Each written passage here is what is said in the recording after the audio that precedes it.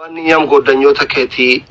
haa jiraattu isilleen wanni halkanii guyyaa akka dhalaa mutallaqaa laayibira teettee dubbiin nama waraantuu hin jiru. Ittiin bilbila itti fayyadee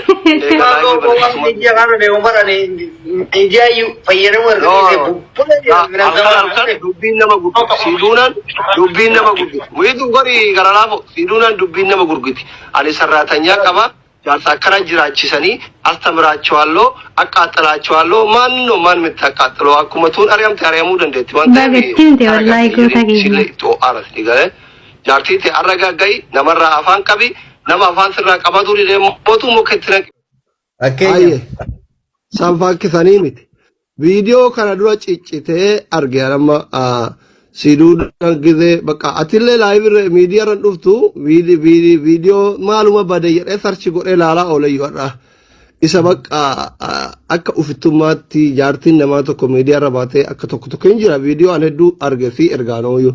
waan akkasii san haasayaan nama gurguu waan akkasii jaartiin kaatii akka isin hin goggodhanne dhooki kaasanirraa hafeen umufiroo waliin taane siduunallee yoo sin ta'in bor ofirraa gaddarbe Abbabechi yoo deemte Ayyalechi dhufa Faaxumaa yoo deemte Khadija dhufa girgirri asirraa dhiisi. Andi qanta Hazraalechi Alolechi abbaarra si galee wallahi tabarbaadde riba ofii jammane dhugaadhaani ati wanni godhuu qabdu akka ilma dhiiraa tokkotti jaartii teeti yaa'u viidiyoo akka argetti haasawun isii torban darbe surprise dura kamumuram arge haasaa turte das alaalenyi mene iraasu naan taane gille irra jirta yoo isiin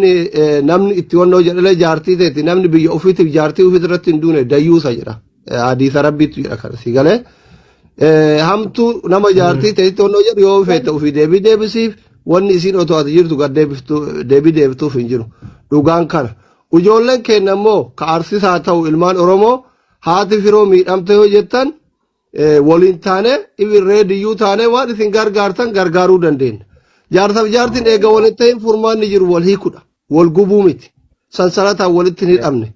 Ijoolleen kun akka wal hiikantan rollee sheekarra isinitti himne walitti deebi'uun hin ta'u jedhani hagasi as wanni haarawaa ta'e anillee hin argine yoo dhageettan isin dhageettan hin beeku. Kalaas erga waliin ta'in mucayyoon tun gargaaramuu qabdi jaartii nama kennatti yoo jettan homaa rakkoon qabu nama ofii gargaarachuun isin wajjin gargaara waan isin gargaartan reedirrallee isinii fuudha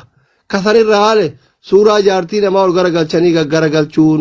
suuraa reedii gagdeebitanii ol deebisuun isin duraan ittiin fuune taanillee isin ittiin fuune abbaanuu ittiin fuune lamaanuu abbaan isa dhalchi aadam ittiin fuune. Majjaanni tole biyya kana majjaana birrii afuritti wal fuudha habiibii namni sinii galee kana waan ta'eef bultii namaan boxoboxina dhiisaa hin dabbara dhiisaa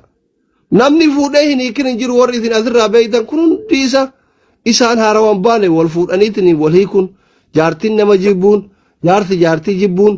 dhiirsa namarra fidatteetiin qabamuun miseenjara irratti qabamuun waan garagaraa masruufa dadhabanii ofirraa ari'uun. Duroono waan haadhaaf abbaan keessa wal godhaa turan waan isin godhamaa jirtan jaarsa dhiira meeqa isin nyaate dhiira meeqa isin hiike sinii galee viidiyoon kilippiin gosaan isinirraa waraabamee bayaan jiru dhugaan jiru kana obboleewwan kiyya jidduu kanatti amma miidhamaan yookiin kun gareen siiduunaa jedha gareen haadha firoo jedha miidhamaan reedidha ana beeka isin hin beektan narra reedii fuula diimataa fi malee baxaam tagojiyu namni dhugaa qabu. Osoo garaa namaa biinxanidha ani ijoolleen kun waan dubartii ta'aniif cal'isa malee wallaahi billaahi rabbii laman taanetti kakadha an akka asliititti osoo mucaa kanaan hiriyyaadha eenyu dhugaa qabda naan jettanii siiduunallee dhugaan qabdu haati firollee dhugaan qabdu miidhamaa reedidha miskiinni ka waan quban qabnetti gamaa gamanaa arrafamaa jiru jechuudha attaaqum hin beeytan innillee hin beeku. Isinii galee kana waan ta'eef dhiisaa miskiinni haa jiraatu bakka eeganaa taati jedhe maftuuno homaa rakkoon qabu haa jiraatu mirga namaa eega dhimmi jaarsaaf jaartii dhimma biyyaatii miti oromoo waan akkatti waa'ee.